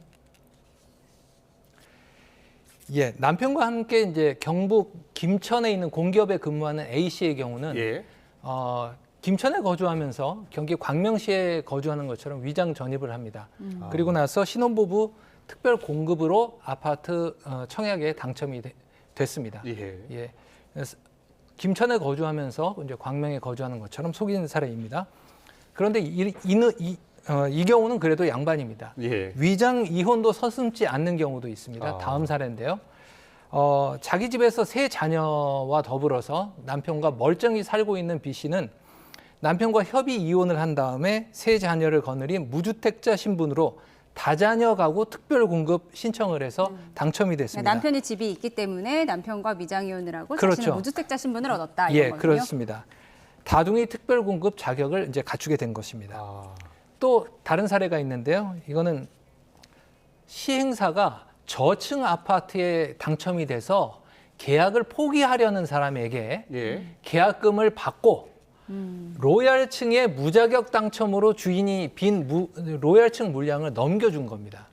예, 그러면서 이제 그 선착순 공급처럼 이렇게 가장을 해가지고 이제 짜고 이제 불법 공급을 불법 청약을 한 셈이죠.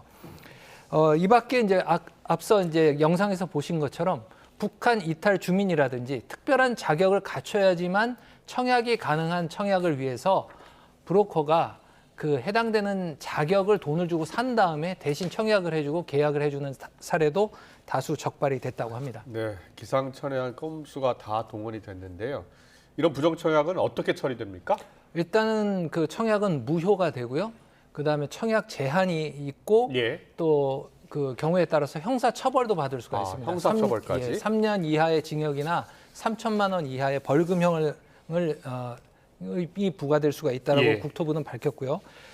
이번 조사는 작년 하반기 분양받은 단지를 대상으로 했는데 이렇게 이제 부정 청약 사례가 이제 늘어나니까 수도권 단지에 대해서 지금 전수 조사를 진행하고 있습니다. 적발 건수가 더 늘어나겠네요. 그렇겠죠. 네.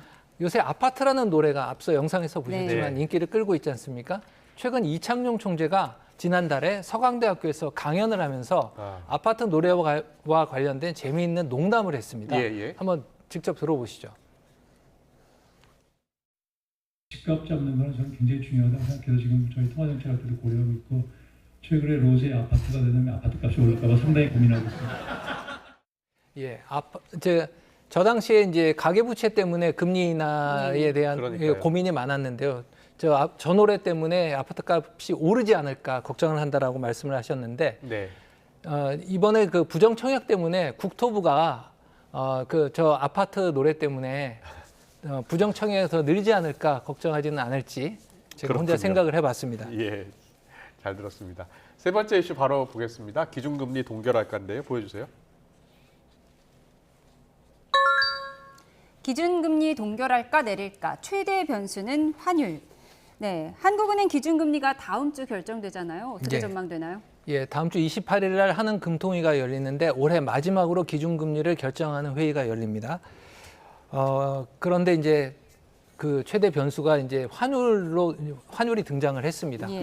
지금 이제 상황은 뭐 내수가 살아나지 않고 있고 수출 증가세도 둔화되고 있어서 금리 인하가 이제 절실한 상황인데 지금 금리를 인하할 경우에 환율이 다시 뛰지 않을까 이것을 이제 하느니 염려하고 있는 것입니다.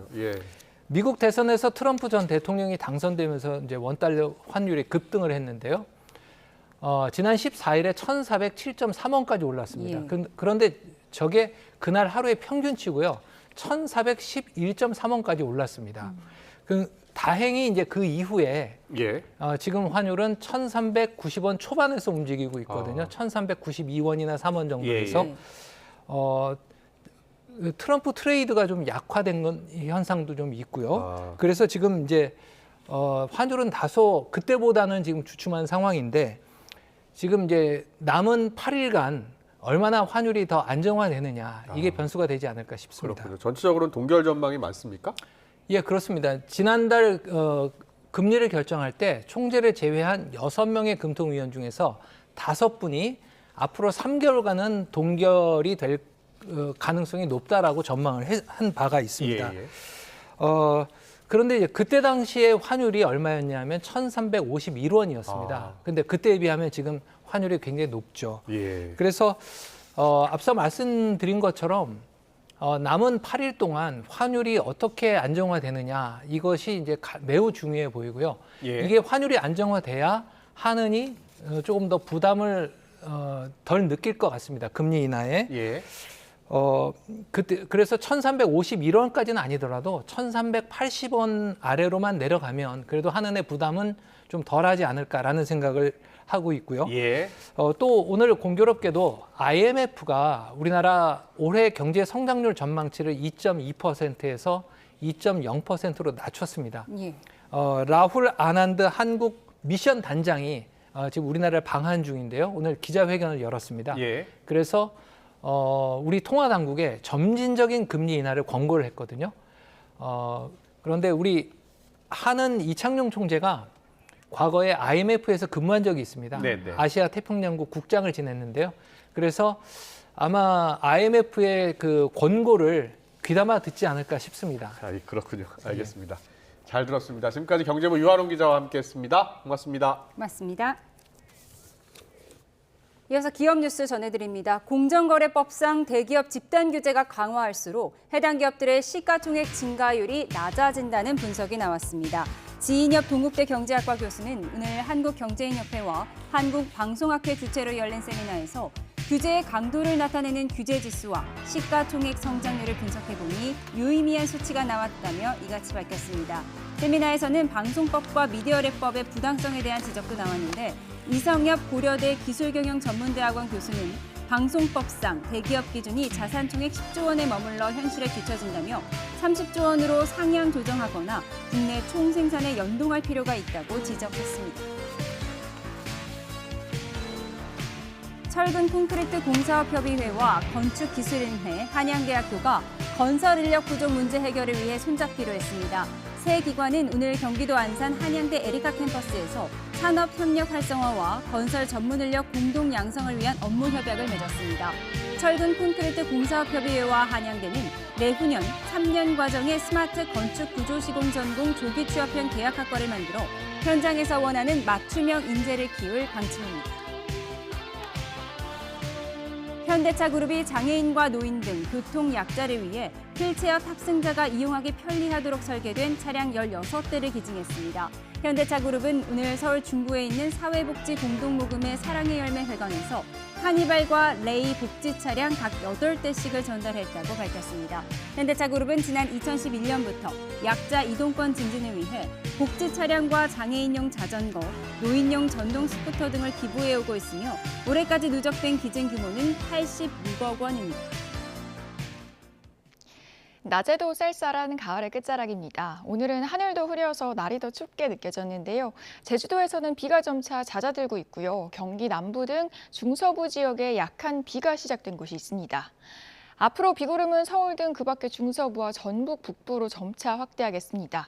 내일 늦은 오후까지 비가 오락가락 이어지겠는데요. 내리는 양은 1에서 5mm로 많지 않겠습니다.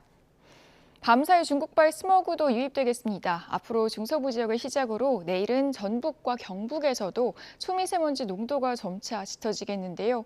호흡기 약하신 분들은 미세먼지용 마스크 착용해 주셔야겠습니다.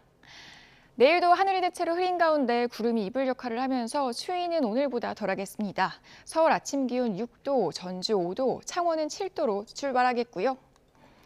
낮에도 공기가 오늘보다 부드럽겠습니다. 서울 14도, 전주와 대구는 15도 예상됩니다. 날씨였습니다. 수요일 뉴스원 여기서 마치겠습니다. 함께해 주신 여러분 고맙습니다.